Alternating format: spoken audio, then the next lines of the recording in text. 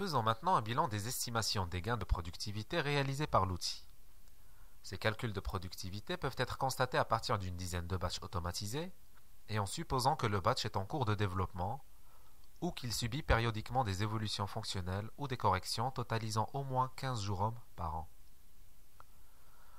Run and Test peut automatiser jusqu'à 100% de l'exécution de vos tests fonctionnels et de non-régression, qui peuvent être lancés ensuite en quelques secondes. Dans les cas où le batch fait appel à des services distribués, l'utilisateur a besoin d'une étape supplémentaire pour transcrire manuellement ou via un programme les données du service distribué dans un fichier. L'outil peut ainsi améliorer la productivité sur l'exécution des tests d'au moins 60% et jusqu'à 95%. Reprenons également les gains de productivité générés grâce aux différents effets créés par l'outil et que nous avons vus dans la première section.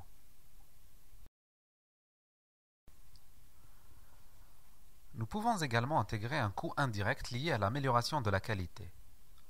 Le taux de couverture des tests par l'outil, qui dépasse parfois de très loin les capacités de vérification manuelle, engendre un effet considérable sur la robustesse et la fiabilité du traitement, minimisant d'autant les incidents en production. Lorsque le taux de couverture des tests automatiques atteint les 100% et que le jeu de données est exhaustif, la robustesse du traitement peut être garantie avec un indicateur de confiance très élevé. Nous allons néanmoins tempérer ces gains de productivité par le temps qui est passé à se former à l'utilisation de l'outil et au paramétrage des différentes automatisations. Nous rappelons encore une fois que les différents paramétrages sont faits une seule fois et peuvent être modifiés au besoin. Cet investissement lissé dans la durée reste relativement faible par rapport à la réutilisabilité des process automatisés. Nous obtenons ainsi des gains de productivité nets.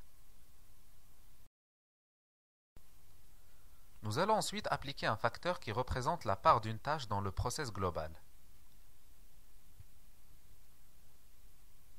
Ces différents facteurs peuvent être ajustés au cas par cas. Nous avons estimé par exemple qu'en moyenne, la part de l'exécution des tests et la vérification des résultats représente entre 20 et 30% de l'ensemble du process. Nous obtenons par multiplication la part de productivité dans le process global. Selon les chiffres posés, l'automatisation des tests pèse de 10 à 21% dans l'amélioration globale de la productivité. Ensuite, en additionnant ces différentes parts, nous obtenons un gain net de productivité sur le process estimé dans une fourchette de 32 à 73%. Nous pouvons également comptabiliser des gains indirects, induits notamment par l'effet sur la qualité.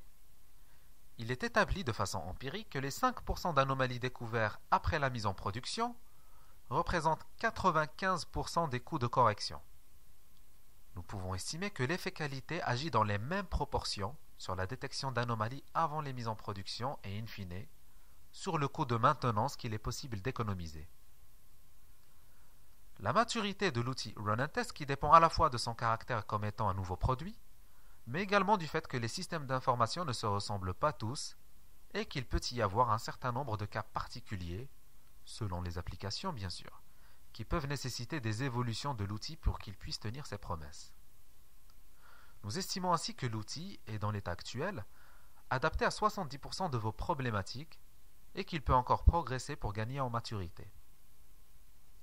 Nous tempérons ainsi les gains de productivité estimés pour les ramener à une fourchette de 23 à 51% et nous ramenons les gains prévisionnels sur les coûts de maintenance à une fourchette de 35 à 63%.